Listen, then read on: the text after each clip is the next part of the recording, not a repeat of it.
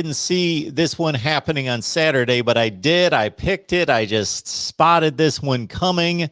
I still think Miami's a more talented team than Michigan State, but you got to develop the players, put in the right schemes, and get them ready on Saturday. And Michigan State and Mel Tucker obviously were prepared for this one, and a close game turned into a Michigan State runaway in the last 6 or 7 minutes of this one. So it's on to ACC play after Central Connecticut State. Still something to play for, definitely with the Coastal Division in play. And we'll talk Miami football for the next hour, of course, with the Wholesome One. We're here every Tuesday for you, 1 o'clock Eastern time. Wholesome One, how you doing today? Doing well, Mark. Personally, I'm doing okay. Our Miami Hurricanes can do that to you as far as bringing down your morale, but at the end of the day, you have to just understand that you have to control the controllables, Mark. And as much as infuriated a lot of us are, especially post-game, I could only imagine if I had the opportunity to be on post-game, I'd probably be kicked off YouTube. But you have a couple days, you review the film, you sit down. That's why I like to have my live on Monday. Not do an instant reaction on Saturday night, not do one on Sunday. I watch the game a couple of times. I watch the condensed version. I just give myself some time to then step into it. And you watch a team that, Mark, I rarely ever come and call for people's jobs, but I think it's that time, Mark. You've had this experiment a long time. And it's 6 years into your defensive performances here. And they've had some really nice spurts and really nice unit. But once it switched over to the 4-2-5 from the 4-3, it has never looked the same. And you're seeing the fact that it's not going up. It has plateaued, and now it's starting to come down. Okay, and that there gets a point where you look at a stock, Mark, and you go, okay, beep, beep, beep. And then once that starts to plateau, and this rarely happens a lot in the stock market, it doesn't really plateau much longer. It goes down. It doesn't really go across. It goes beep, boom. It just starts dropping on you. Okay, and then it'll rise up a little bit, and it'll go back down a little bit. And then it'll rise up and then shoot down. That's where I feel like we are. We're starting to come down. We've seen this movie. Okay, we've seen this happen too many times. And I don't necessarily have the answers as to what's going to actually happen here. Hey, phone call. I don't know, and I don't have all the answers, Mark. But as of right now, I think it's just time, man. You've seen this team. And the crazy part is, Mark, I'm going to be bluntly honest with you, the talent flashes. So for people who try to say that, oh, we're not a talented team, we don't have this, we don't have that, there hasn't been a chance, excluding the Bama game, where Miami did not have the more talented team on the football field. But you saw the more well-coached, the better football culture and the togetherness beat this team one time and almost beat this team last week against Appalachian State. They just didn't have the horses at the end and made some key drops. As you have alluded to, who knows what happens if their wide receivers make those two last catches, and now there's a field goal kick. So it's just that simple. So I don't necessarily blame Coach Diaz, if I'm being bluntly honest with you. If someone offered you your dream job, of course you take it, regardless of if you're prepared for it or not, if you're ready for it or not. I have continuously said, if we want change here at the University of Miami football athletics, you have to be as a united front, and we need to move on from athletic director Blake James. It's just that simple. Because if you get rid of the top, then all else will change. Everyone else is going to be re-interviewed. Everyone else is going to be sat down with their results next to it and say, okay, this isn't good enough. We're going to be opening this job up soon. So either you get your head out of your behind and get things changed, or here's a pink slip. God bless. Have a great day. I'll send you a Christmas card. Okay, that's what needs to happen at Miami in the athletic department. It's just that simple. Every big time football program that I hear from, and I mean the the big time programs that are exceeding at that level, there's only a few. When they talk about why they're able to win at that level, they talk about having buy-in from the top, all the way that there's got to be a commitment from the very top to say, we're not ashamed of saying, even though we're here for academics and we have an institution and a school, we are not ashamed to say we want to be a championship caliber elite football program. So we are all in, facilities, money, the football staff's going to be as big as it needs to be. All of that is they're going to get whatever they need to excel in football. Mm-hmm. And I don't think you see that.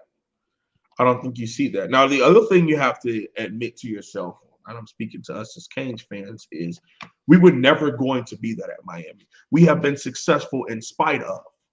And that goes back to the U and the U part two. And it just that's what it goes back to, is that conversation as far as the administration at the University of Miami has never wanted an elite football program. They don't mind cashing those checks.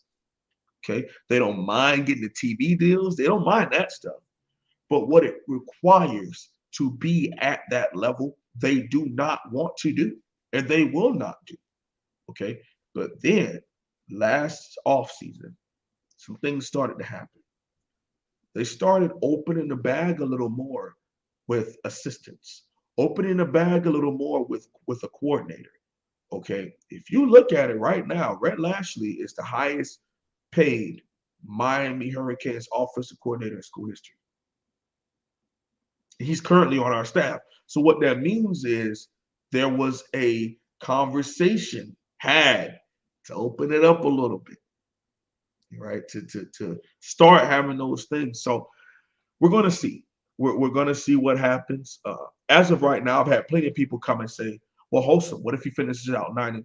Irregardless, I feel as though your AD needs to move on. That's a done deal, in my opinion. The athletic director needs to go. All right. We could have a conversation about Coach Diaz at the end of the season. But in my opinion, I think clean house completely. Completely. From top to bottom. I mean, you need to walk in like it's Kmart and Sears just bought it. Meaning Kmart is gone. There's nothing in here that says Kmart, and it's an open building. You can come in and put all your stuff in and go from there. That's where I am when it comes to it. And again, people have said, you're overreacting. It's only the third game of the season. Just take some time and understand. This has been a defensive experience from 2016 all the way to now. It peaked in 2017 and statistically peaked in 2018. It's been on a steady decline in performance since then. Okay, 2018, we had the third ranked passing defense, but we went 7-6, so it didn't mean much. Okay, we've had plenty of people going to the NFL with pass rushers and a couple linebackers, well, one linebacker, and a couple defensive backs and things of that nature. But at the end of the day, Mark, it's not getting any better. And I understand that Coach Diaz is son of a politician. He knows how to run his mouth. It sounds really good. It comes off really well. At the end of the day, man, you have to look at what your eyes are telling you, not what he's telling you, not what statistics he can throw in your face and make it sound good, because you can find statistics to make it look just as worse. Mark, we've missed 66 tackles in 3 weeks. We had 33 missed tackles against Michigan State in one game, Mark. And he's the defensive coordinator. he has been handpicking these young men to come here via transfer or high school to come here and play defense for him.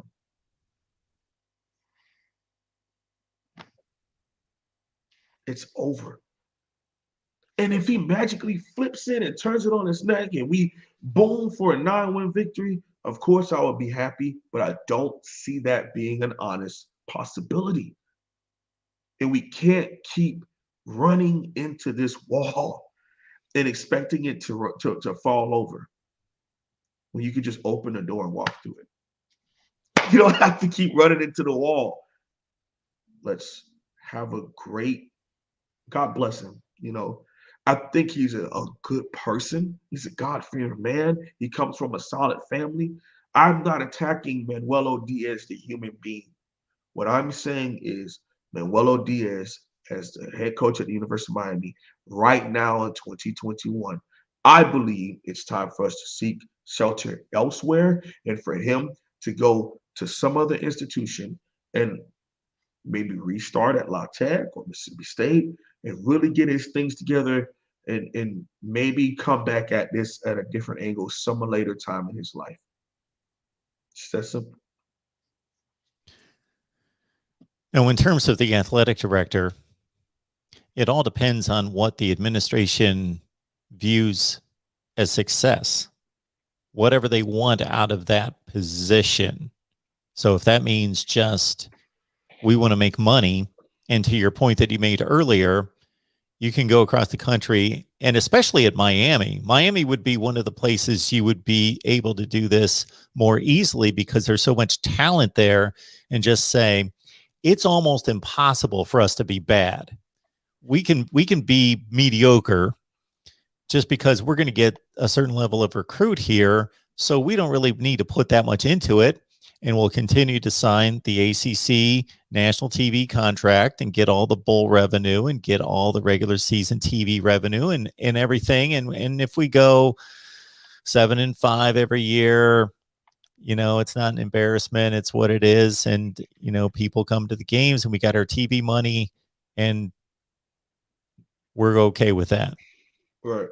And that's what it seems like we're seeing. It seems as though that's what we're seeing is, and it's been honestly open and talked about, Mark. This board of trustees views the University of Miami as Baylor. That's what they want to be. They want to be Baylor. 7-8 wins, do well in the Coastal, don't embarrass us, and you'll keep your job. And for me, I could see why you do something like that, but on the other hand, I don't, because there's just no reason to be that bad and to want to be that average. Just doesn't really make sense to me. But I guess that's probably why I'm a fan wearing the clothes, and there's people there who actually work there, Yeah, because it just doesn't make sense. And you're also, and many of us are, even if we don't have the talent to have kept our careers going, our athletes in our hearts at whatever level we competed. Therefore, there's a level of competitive spirit, will to win, desire to win, versus just, okay, this is a business. We make money.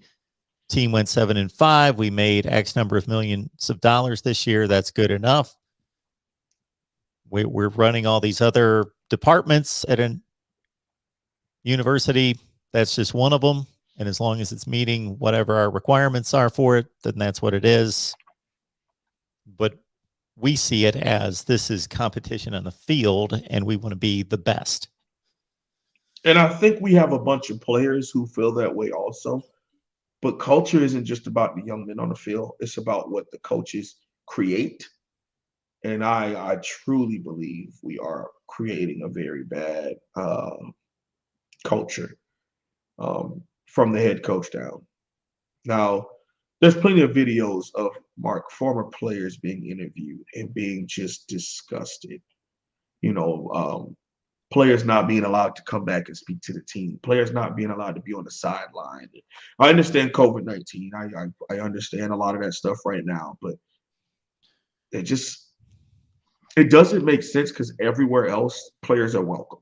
Like you watch the Bama Miami game, and all up and down their sideline are guys who just left Bama last year, literally standing on the sideline amongst the players. Miami's side had nobody. And then when they are at the home games, they got to stand in the players. They got to stand in a box. They're not even allowed to come and mingle with the players.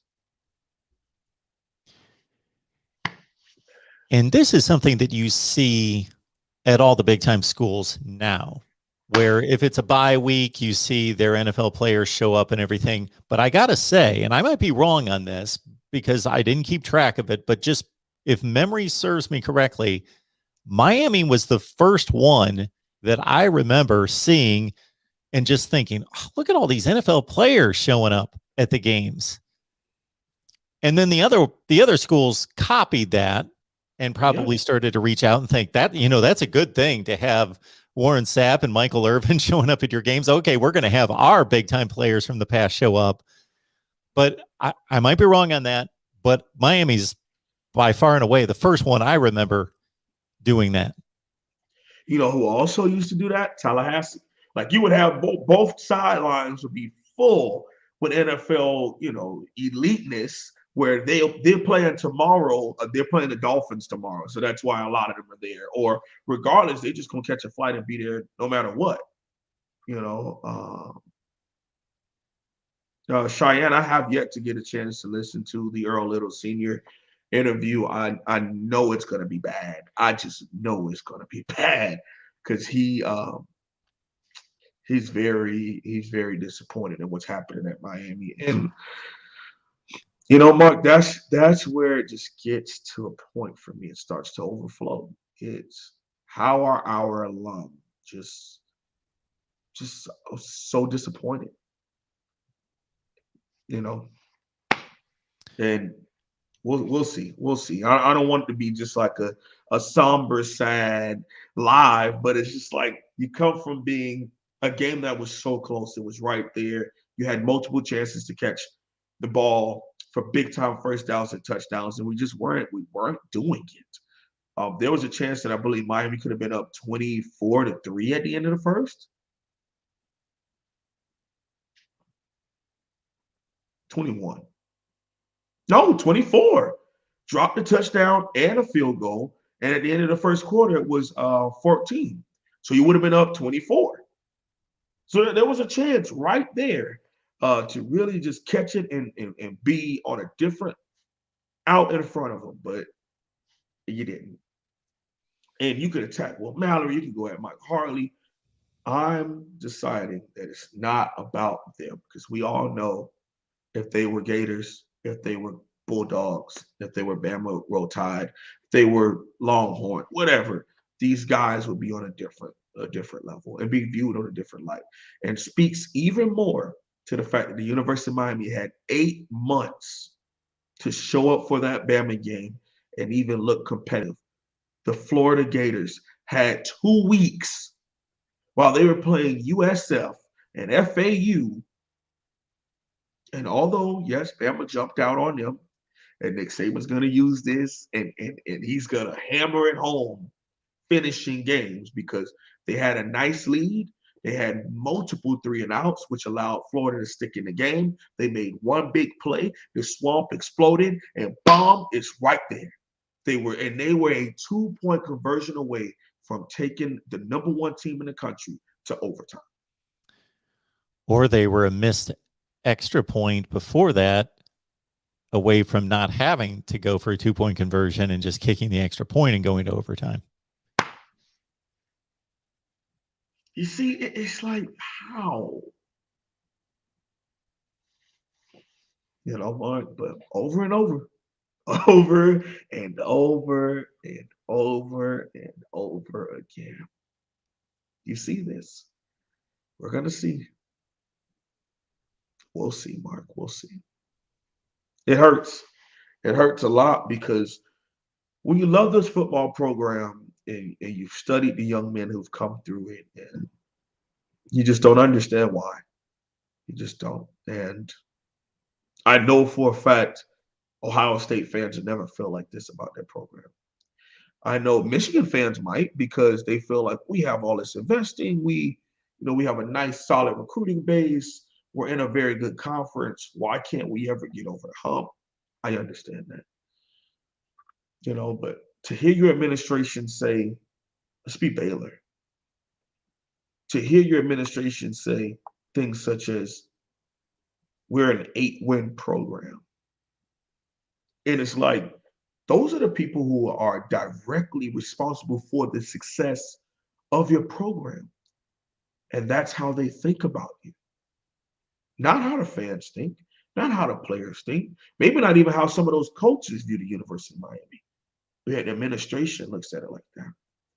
And I still don't understand to this day, Mark, how is it that money seems to be the root of all of your success or failures? And it's just this simple. If you invest in something that is lucrative and can give you money, it's going to bring it back to you. Maybe sometimes 10 times fold.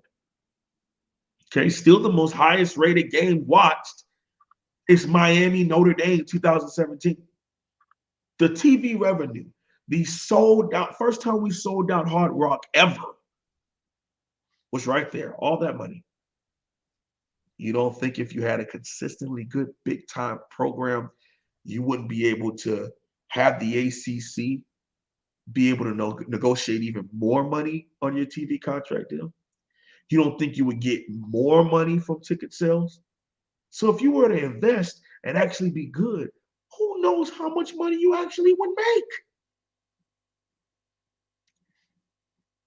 But And we also know that enrollment is tied to football success. Whether it should be or not is another question, but it spikes based on football success. Mark, this hurts, man. This hurts. And it just digs a hole in your heart, man. Just digs a hole in your heart. Because it's not supposed to look like this. It's not. It's not supposed to be this bad. Now, Mark, if we were 9-4, that's too many over. 9-3, 10-2. We lose a couple big games a year, but we look good. We look solid. And I know people hate hearing this, but if you were Wisconsin, to where it's like, dude, you don't want to come and play us. And you might get us because you're just a little bit more talented than us, which we would never be Wisconsin because of the talent that we would be able to have. But as far as your structure, your discipline, all right, being able to have their offensive line, we're you, whatever you want. We could be running back you, we could be wide receiver you, could be tight end you, linebacker you, safety you. There's so much opportunity right there. But if you had a structure, if you had discipline, if you had togetherness, a culture, and unity, all of these things, white, black, Spanish, tall, short, don't matter. If you had a true culture, Miami would be a very successful.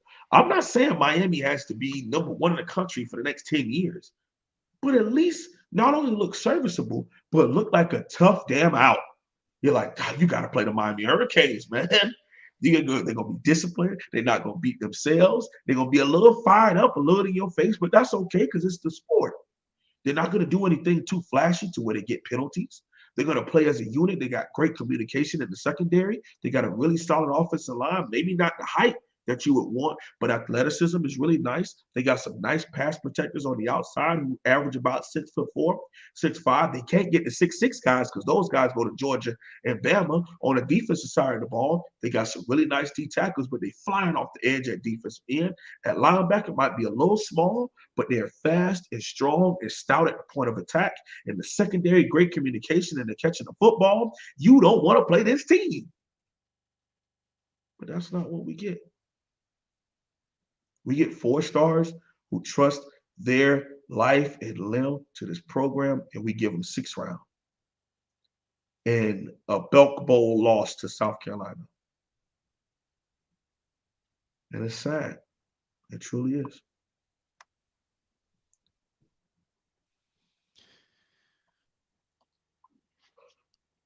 When the people that respond to this show and others that I have here with Miami looked at this season's schedule, of course, it was Alabama looks like a loss. North Carolina is going to decide the Coastal Division. And then few people brought up any other games. Yeah. I certainly thought in the offseason that Miami would beat Michigan State, but I kept warning people that Michigan State would not be in any way flustered or intimidated in any such way that they would come with a very physical style game. Once we got into the season, though, and I saw Michigan State play and I saw Miami play, I picked Michigan State to win the game once I saw the two teams play two games. You talked about the talent discrepancy, and I would like everyone to head on over to the Wholesome Ones channel to check out his film breakdown of the Michigan State game. But dropping tonight at 8 p.m. Eastern Standard Time. Dropping tonight, 8 p.m. Eastern tonight. So, not knowing these two teams and where their recruiting rankings lie or anything, what leads you to still see after watching the tape that you believe Miami's more talented team? I still look at, I guess you would just have to say the star ratings of our players. That's probably the only thing I could say. Because when you talk about team speed, their running back is probably what would be the fastest player on Miami's team from what we saw. As far as on-field speed, maybe if you had them tied side by side on a 100-meter dash, maybe some of the Miami guys would get him. But as far as how he plays football, he plays fast. Okay, and he's also very hard to bring down. You think you go QB for QB, I think Miami was better and is better. Not maybe played better, but is better talent-wise. Running back they have, offensive line they have, wide receiver they have, because obviously Miami didn't show up at wide receiver. Well, that's a lie. Miami did with Rambo and Harley made some big plays. So I would say that's a toss-up conversation-wise. But no, you know what? I would lean Miami on that one, honestly. Defensive back wise, Michigan State. Linebacker, Michigan State. Defensive line, I would say Miami. So I think slight edge would be Miami as far as talent. I don't know. But as far as team culture, team unity, how they went out and played, scheme-wise, coaching, things of that nature, we got out-coached. And eventually it fell over. Eventually it imploded in the middle of the fourth there. It kind of just fell, and we turned over the ball too much offensively, and just boom. I don't want to make too much of this because it's not like Michigan State was leaving the state of Michigan in the middle of November when it's 45 degrees and coming down to Miami and playing a football game. So, we're at the end of the summer, even in the north where it's been 85, 90 degrees, depending on your day, but still coming to, I think the game was played in the high 80s. That was the forecast for the afternoon, high 80s. Probably and felt way worse than that, though. Pretty standard humidity for Miami. So that was supposed to be an advantage to Miami, obviously. Correct. And it was Michigan State who wore them down in the fourth quarter.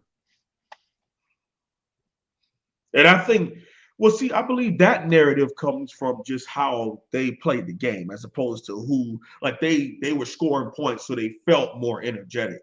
But I still think that they were definitely worn out and just human and burnt out. But Miami just wasn't playing good offensive football, and eventually their defense was on the field so damn much that it imploded in our faces. And you also look at the fact that think about how well of a leader of men Mel Tucker has to be. Okay, 41 new players, 20 from the portal, 21 from high school recruiting class. Brand new. Mark, I'll tell you some of the little things I saw as I'm watching that game. Anytime there was a timeout, the entire defensive players got up and was on the football field in a big huddle. Anytime there was an offensive timeout, everyone who played offense runs on the field. Okay, you pan the whole sideline. Everyone has their helmet on. Okay, they moved as a unit. It was structure. This is how we do things. Okay, we line up. Yes, there's some individuality. There's some smash talking. There's some track. Like that's just who you are as a human being. That's what made you the great player that you are. But you're a part of this team. You're a part of this team, and you looked at two completely different ways of getting things done. Two completely different ways of playing as a squad. And it behooves me to think that Miami can get off the mat and move forward on a different level. We'll get to some of these comments and questions. We appreciate a super chat coming in. We'll grab that as well. Got the wholesome one here, as we typically do every Tuesday. So please lock it in. Mark your calendar. Be here for the live stream. And if you can't, of course, catch up on the Rewatch Squad. Let people know. I just tweeted out even after we started that we are here. So let people know that are in your sphere of influence that we're talking Miami football with the Wholesome One every Tuesday. Ken Dorsey's the Buffalo Bills quarterback coach. Aside from that, do we necessarily know anything about his qualifications or how well he's doing? Obviously, he's working with one of the better young quarterbacks in the NFL right now. I think he definitely has a place on the staff. I just don't know if I would 100% put him in as the head coach. I think he could come here and be a offensive coordinator. Sure, no problem. Oh, thank you, Joshua. I appreciate that. I had put out a list. I don't know if you saw that, Mark. I had put out a list on Twitter, and then I also read it off last night and did my explanation as to why, where we would go with Miami, for some of those things. But we can get to that soon. But Ken Dorsey, yeah, I know for a fact, Mark, one of the other things about why I want this job open is because USC and Miami being open at the same time, I think is great for college football. And I think coaches would love either one of those jobs, because what people always get, oh, Mario wasn't going to leave Oregon because Oregon has Phil Knight money. How do you even know that Phil Knight is directly responsible financially for the head coach? I mean, Chip Kelly left Oregon, did he not? Eventually, you want to have success. And I'm going to tell you this right now. I don't know if USC is going to come back like this. But if they make the right hire, you could chop all of the uniforms up. You could chop the nice little field up. You could put it in a box and send it to 9-4. Because I'm telling you right now, if USC comes back to college football, nothing's touching it. Nothing. They would be the Mecca faster than you could say, Mom, help me, because this is about to get bad if USC comes and gets everything rolling, builds a nice staff, and they can click. Okay. And then we'll have to switch to West Coast Standard Time. Okay. Because then they'll be on the prime time ABC kickoff game. And in the East Coast, we'd be in trouble. That's just how powerful USC is. Okay. Najee Harris, Tua Tagovailoa, all those guys are West Coast guys. They would be Trojans. They wouldn't be Alabama Crimson Tide. Bryce Young, West Coast guy. He'd be a Trojan if they were rolling right now, okay? Jalen Phillips, Miami Hurricanes defensive end, would be a Trojan if they were rolling right now. Just understand and keep in mind, okay? When that program comes from the shambles, they're number uno. They're number one, all right? And I could argue Miami would be up there in the conversation, but based on money and things of that nature, I think they would be a little higher than Miami, in my opinion, because of the staff that they could build. Okay, but with both of those jobs being open, let's say Miami gets USC's second or third choice. To me, that's still an elite hire, in my opinion. Let's say James Franklin, USC says no to him. Who knows? Hugh Freeze, USC says no to him. He could come down to Miami. Lane Kiffin, yada, yada, yada. Those are kind of like your fantasy up there in the fantasy realm and things of that nature. But I think you could also have a point where people would be able to use the other job to leverage the job, where they say, hey, you don't hire me here, I'm going to Miami. I'm going to kick your ass in a couple of years. You know what I'm saying? I'll see you in the playoffs if I go down there, or vice versa. Hey, you don't want to hire me? I'm in line for the interview at USC in a week and a half here. So if you want to take your time and go through your whole coaching search, University of Miami, Lane Kiffin's going to be on a plane to USC here soon. So I think it would be a great back and forth to have both of them open at the exact same time. So like I said, Luke Walker's laughing at me. Like I said, it's more of a fantasy thing. I don't necessarily see Miami as being this great, beautiful bride or great, beautiful girl at prom as much as we used to be.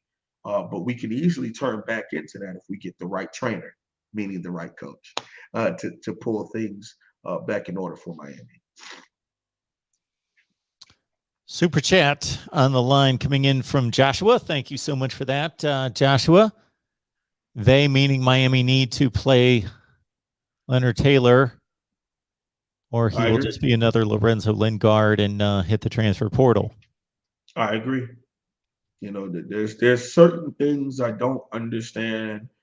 Well, his situation. Okay, I'm gonna pull the plug on this one. His situation is a little different. Okay, guys, let's be bluntly honest. The interior of our defensive line,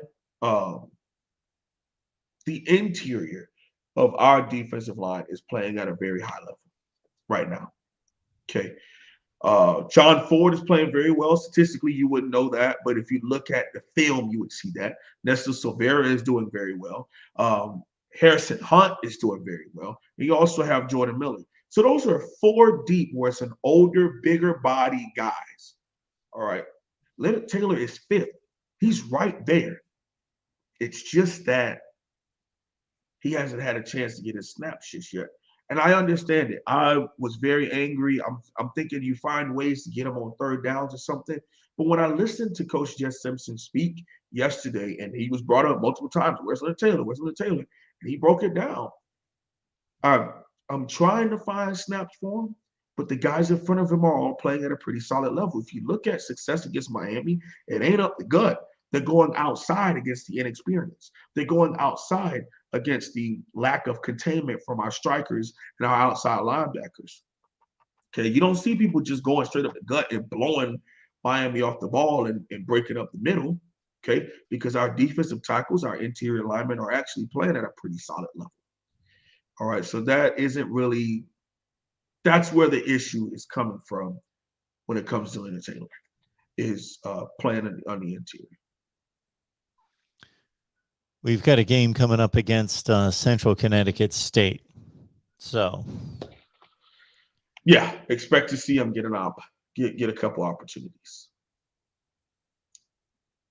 And so would that be your approach all the way across the board? How would you approach that in regards to, you can go out there full bore with all the starters playing significant minutes and you win 50-0, or do you look for opportunities for the young players to play?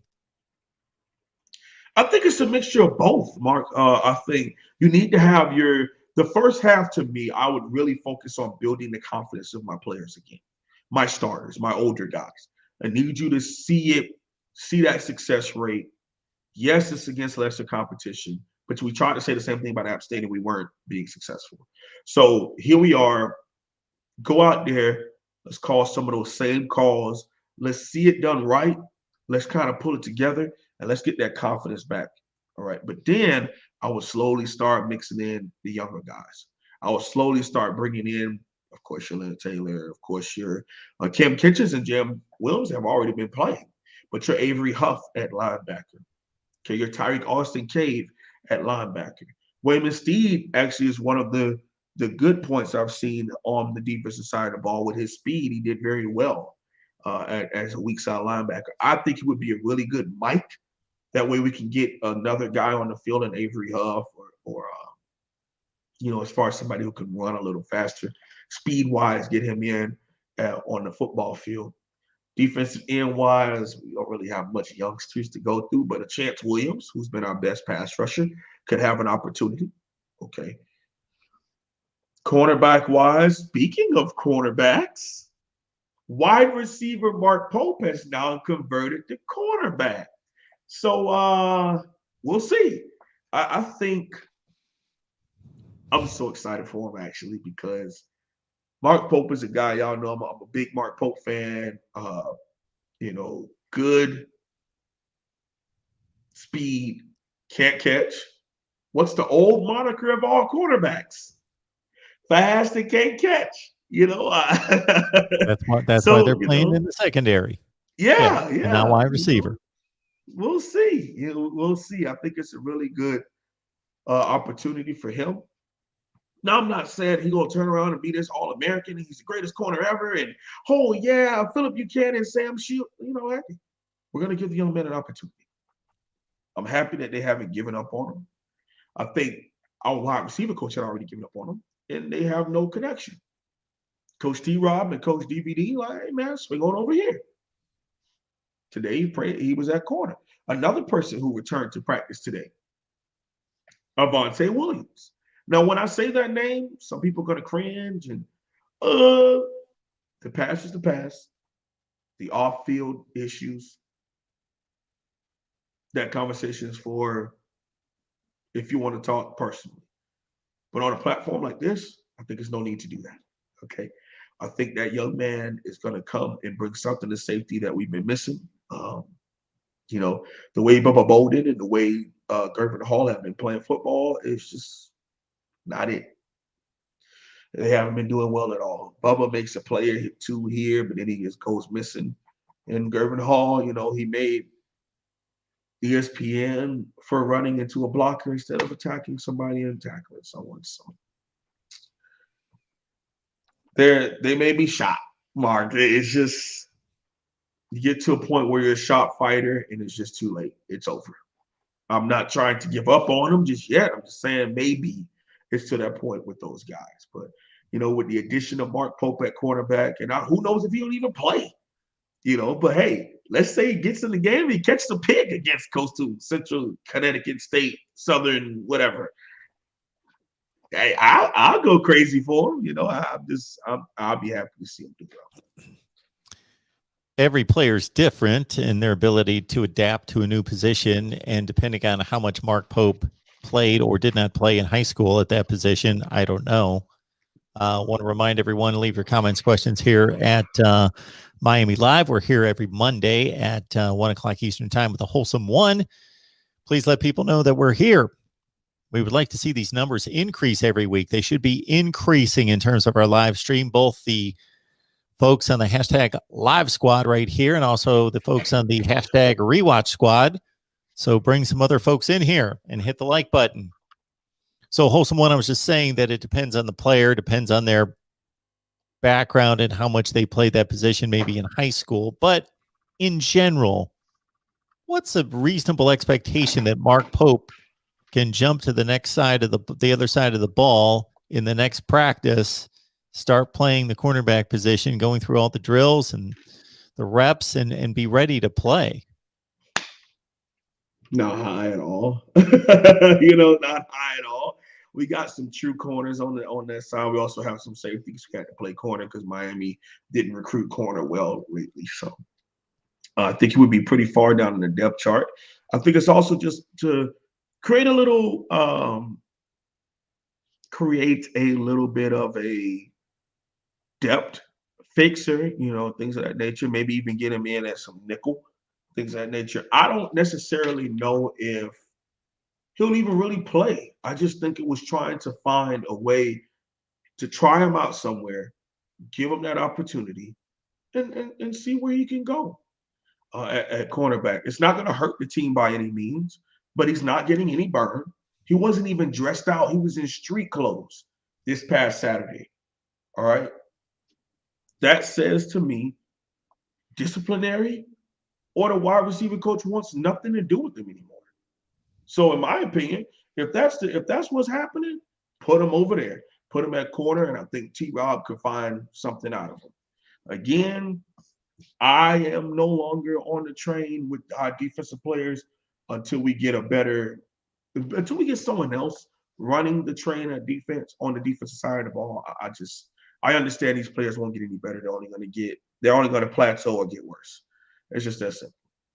If we continue to have Manny Diaz coaching this defense, they won't get any better. It's just that simple. And this a player we're talking about in Mark Pope that despite all of his problems, and we've watched the litany of dropped passes, still has 52 catches in his career as a wide receiver at Miami. Could be probably upwards of 70 if he could catch. Yeah, he dropped quite a few. Yeah, it's and Mark, you know the other scary thing about last year? What last year did when we snuck by a couple people, because I remember I was, caught a lot of flack for this, but I was big on a win's a win culture is going to destroy this program. It's going to blow up in our faces. And we get to 1 point win versus Five Tech, and we barely beat UVA, and our coach is slipping, sliding, and twerking on the sideline. We had a player who's no longer on our team anymore, who was dancing, and we're losing to FIU and Pitt. He's dancing on the sideline. Mark, all of those things, it just shows the lack of ability for a program to take off. That's all that shows. It's like, what are we doing? Well, what is this? And that's why people pile the chain and the rings and put it all into that conversation. I think the rings and the chain are a little bit separate. But I could understand from someone's outside perspective, just like, what the hell are you all doing in Miami? What is this? It just doesn't look like a well-oiled, structured program. It just looks like a whole bunch of, hey, look at me kind of stuff. You're playing. I get the 4-2-5 defense, played in it and coached with it. I understand the 4-2-5 defense, but it looks like something else from the 4-2-5 defense. It doesn't look like that scheme, because guess what? It's being ran by Diaz on another weird way, where it feels as though we're trying to reinvent the wheel as opposed to just play football, dude. Okay, a 4-3 base and a nickel or 4-2-5 on third downs or second and longs works perfectly fine. But no, we want to switch to the 4-2-5. We've been trying this experiment for 3 years, and it doesn't freaking work. Tackling, something that people do from 5 years old all the way up through 35 if they retire from the NFL. And Miami is the absolute worst tackling team in college football right now. According to Pro Football Focus, if Miami continues, they will be the worst tackling team in college football history. And that's with a coach who's been a defensive coordinator either by name or, by hush-hush for 6 years? Who does that sound like? Oh, it sounds like the guy that just got fired at USC. He was there for how long? 6 years. And even when he had a little bit of a peak, people kept saying this job is too damn big for him. We need to save him and save this program and go in a different direction. But no, they kept doing it over and over again and expecting a different result with insanity. And now they eventually looked at it, and a very average Stanford team with a really good coaching prowess and culture embarrasses you, and now you make a knee-jerk reaction and fire him at the beginning of a season. It's like the basics. And I know Miami would never do something like that. Okay, because this man lost to FIU and the game wasn't really close until we started scoring some garbage touchdowns. Still kept his job. All right. Randy Shannon lost to USF. Fired in the bus. Al Golden got shellacked by Clemson. Fired before he even got on the presser.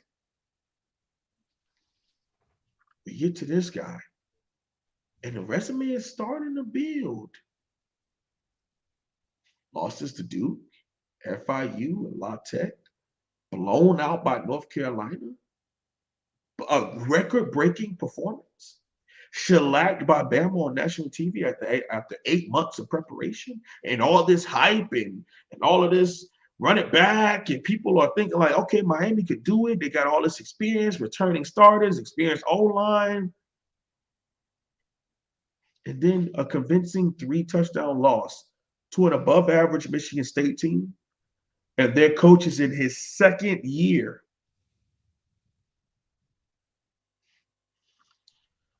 Like I said, Mark,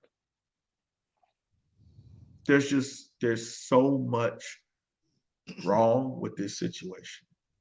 And all I'm asking people to do who make these decisions, I know you may not understand what you're watching as far as breaking down film, but any regular human being could just watch the games and go, what the hell is this?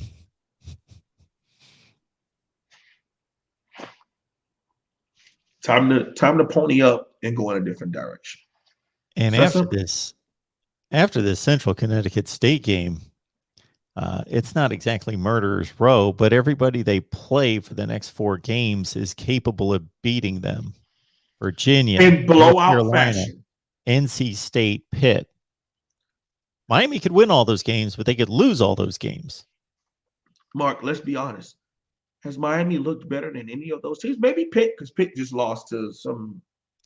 By the time we play them, they're going to look like world beaters. I promise you that. I can promise you that. Okay.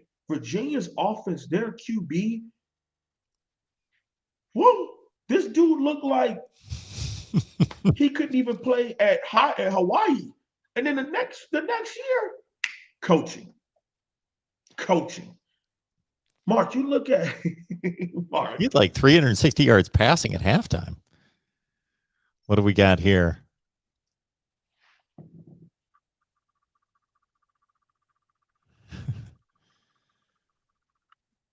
Blake, I'll read it, Mark, since you can't read this, Mark. Blake James and Manny Diaz, you're fired. Don't let the door hit you in the beep, beep, beep on the way out. And like I said, Lewis Papp just said Pitt lost to Western Michigan. Thank you very much. They did lose that game. Yeah.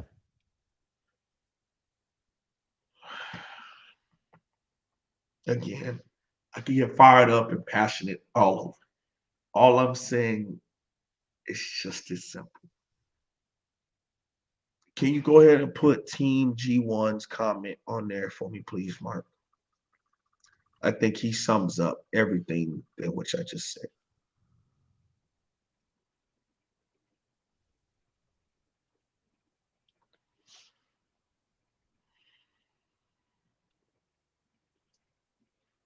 Just that simple. We just play losing football.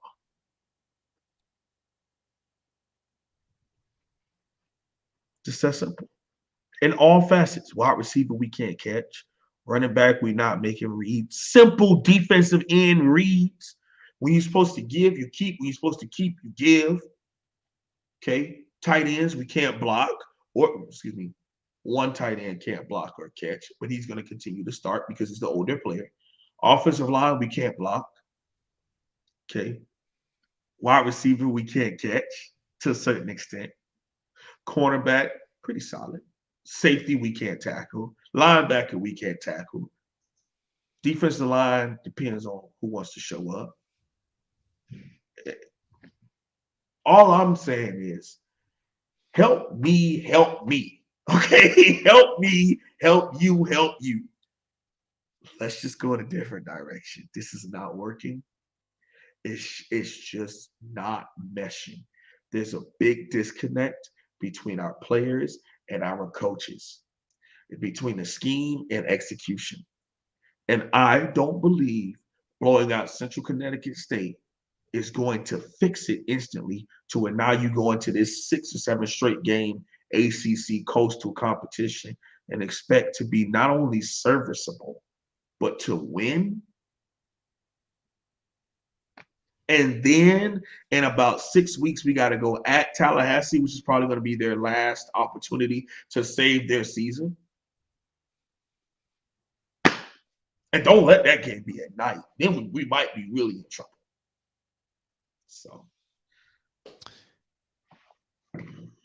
So you studied the film, and the film is no different against App State because they dropped a couple passes and weren't able to attempt the game-winning field goal. But from a perception standpoint and from a hot seat standpoint and what the administration might be willing to do, just imagine if one of those two passes would have been caught for 15 or 20 yards, and then App State's in field goal range, and Miami sitting at 0-3. Can you imagine 0-3 right now?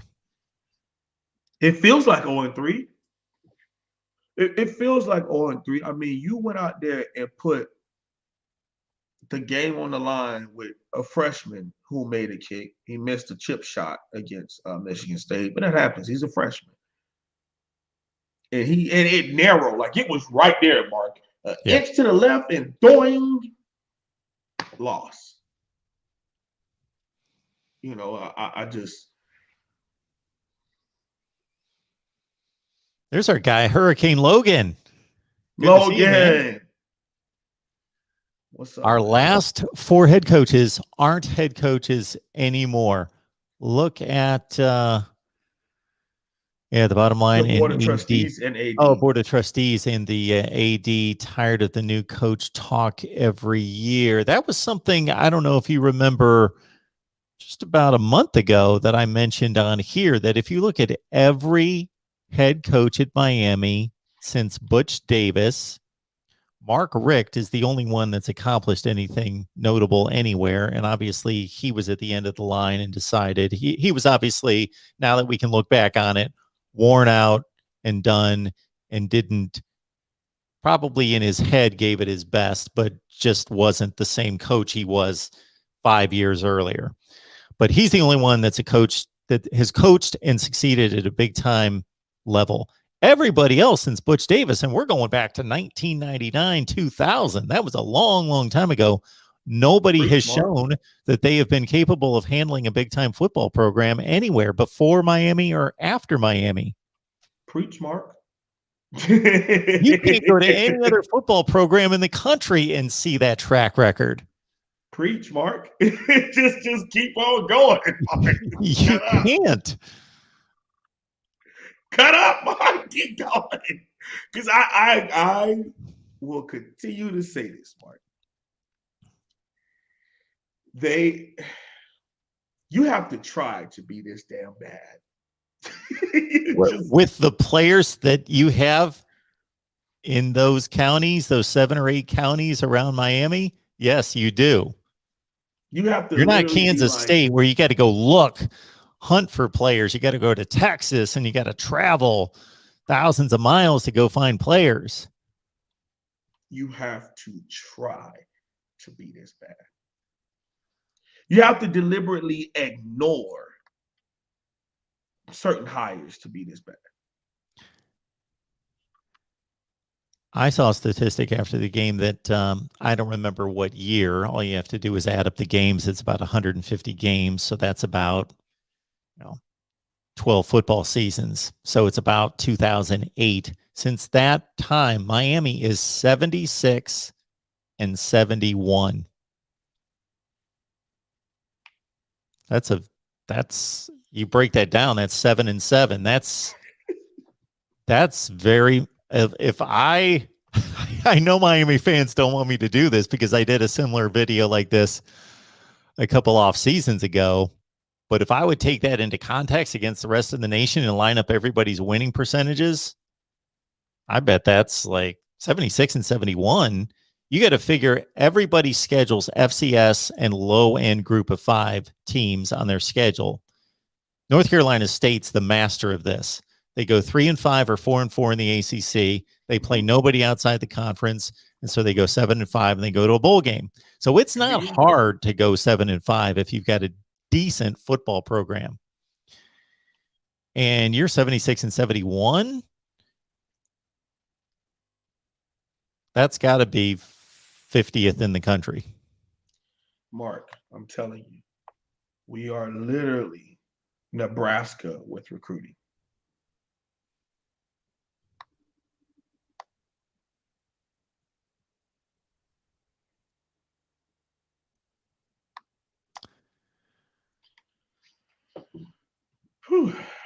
Well, Hurricane Smoothies.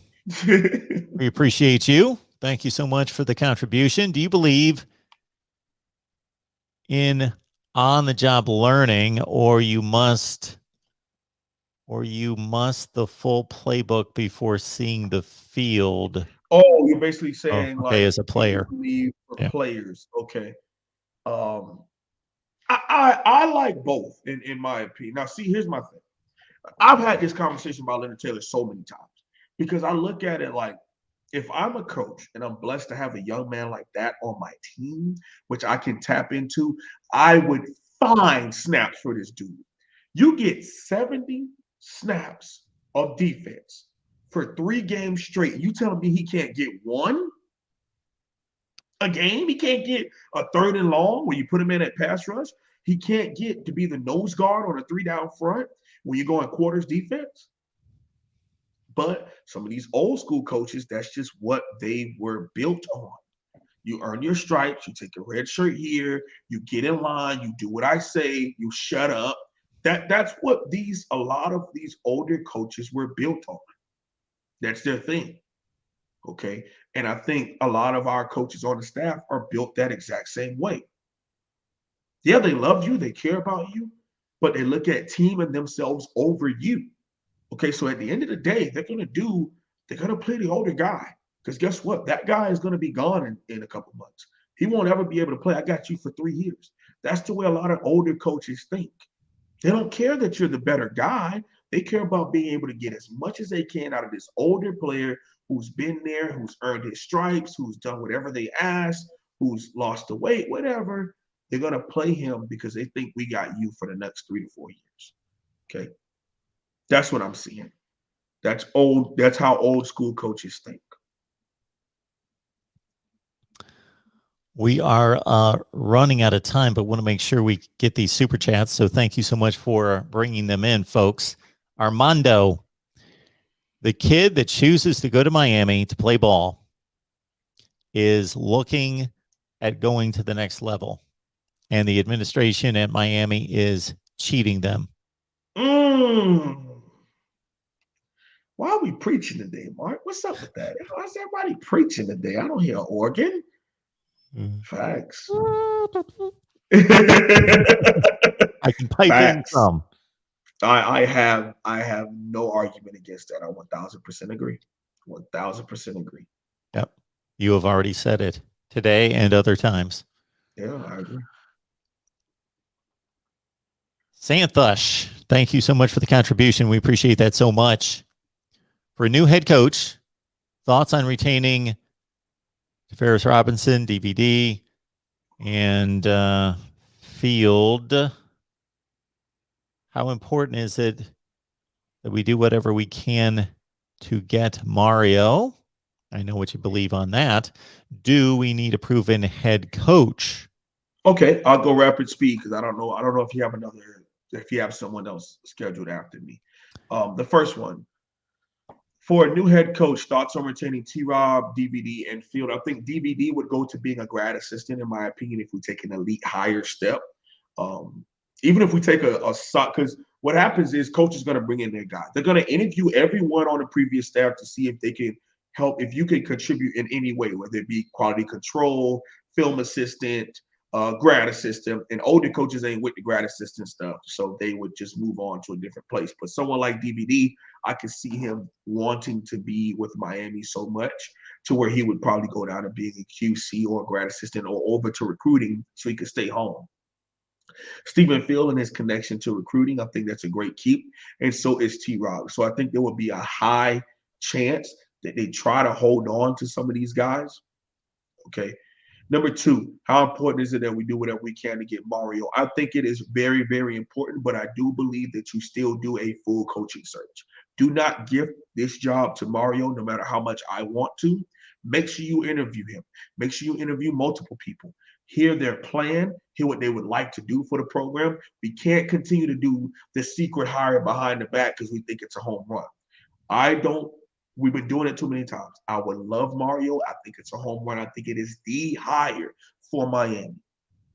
Sit him down, hear his plan, talk to him about how much he wants to spend on assistants, Make sure you get a full couple hour interview and fully grasp what Mario Cristobal wants to do for this program. Let him know you'll get to him when you make a decision. Insert the new name here. If you freeze, insert Greg Schiano. Have them come in and give you the exact same thing, because these coaches need to teach this program and this administration what you're supposed to hear in the interview. What's bull crap and not what's bull crap? What's realistic? What are some of the payment prices? What's the range that we could? Because maybe you go with a Schiano because you can go a little cheaper with head coach, but you can go higher with assistants. If you go with Mario, maybe he's going to want to have a really high salary for him, but you won't have the money to bring in all his assistants to make him successful. You get what I'm saying? So you have to make sure that you interview everyone, and let's get a full understanding of how this is supposed to go. All right. When you interview quality people, then you also are able to tap from them. You're not just interviewing them, but you're able to tap their knowledge and think, oh, wow, they're doing that at Oregon. They're doing that at Rutgers. They're doing this. They're doing that. Oh, they gave us a good idea. They also gave us an idea on what we should ask the next guy. Yeah, the interview process is valuable. It's very important. It's teaching a program that never had like an elite sustainable program what they're supposed to hear for. Because guess what? They fell for Manny Diaz. What does that say? They fell for the smooth talker. They fell for our golden. What does that say? They fell for the smooth talker. You can't keep falling for the smooth, fast talking, rapid pace person. Do they have a plan of success to help build young men and also build great football players? And do they have a track record of doing so? Because you took Manny Diaz all on his word when he had no substance behind what he was saying just yet, because he had never been a head coach. There was a third part of that question. I don't. Do you remember what it was? That was, do we need a proven head coach? Absolutely. Absolutely. That's the short answer. 1000% yes. Yes. Yeah. Let really good coordinators, let them go get their reps in at Temple, where Manny Diaz was being hired. And that's a good position for him to take. And that is a logical step on the progression, the career path for a guy who's been a proven coordinator to go to Temple. So this should have been the next job. Yep. If he succeeded at Temple, i.e. Jeff Collins, Temple, Georgia Tech, Matt Rule, yep. Temple, Baylor. Yep. Because there has to be a growth. Okay. There's a growth process to this. And Miami has to stop viewing itself as just like, it's the other job. If you want to get better. Now, if you want to continue to just hire a group of 5 guys, then hey, when the job opens, give it to Tony Elliott because he's at Clemson. He's the OC and he's been at Clemson as he lead. We'll just see what happens. If you want to keep doing the same damn thing over and over. 247 Canes, appreciate you so much. Who is the board of trustees actually that attends the games besides Joaquin? There has to be a desire from the administration to win for a change. Bring me Danny White, former athletic director at UCF, now at Tennessee. Ooh. Yeah. Those guys either like athletics, like sports, like football, and they show up because they enjoy it, they like it, or they've got half a brain to say, even though I'm not into this, I understand that this is the face of our school. What do people know these football schools for? They could be involved in all these other things that are paramount to running an institution, but what do people see on television? What are they known for? Playing football. So you got to invest in that. You got to invest and show that you care. Yep. Good job, 247, because I know for a fact searching ADs would be kind of tough. But like I said, I had a list, and I'll run down my list here soon, and we can go over it at some other point. But in my opinion, Mark, how much time we got? Minus a few minutes based on my next appointment, but we're fine. I contacted him. Okay. Well, what else did you want to hit on? Anything else? I'll do it another day because I think that's going to take a little bit because I want to be able to explain in each one, and I want to respect your next person. If we have any other don't knows, we can get to that. If not, I'll do my score prediction for Saturday. We do not. Therefore, it's all in your hands. All right. So the University of Miami is 1-2, and it's going to look that way for a little bit. We'll reach the 500 mark, in my opinion, this Saturday afternoon. We're pulling out the green uniform, so green top, white pants. So wear green to the game. I think the University of Miami is on the ropes. I don't necessarily see us just clicking and booming on a different level, but we'll see.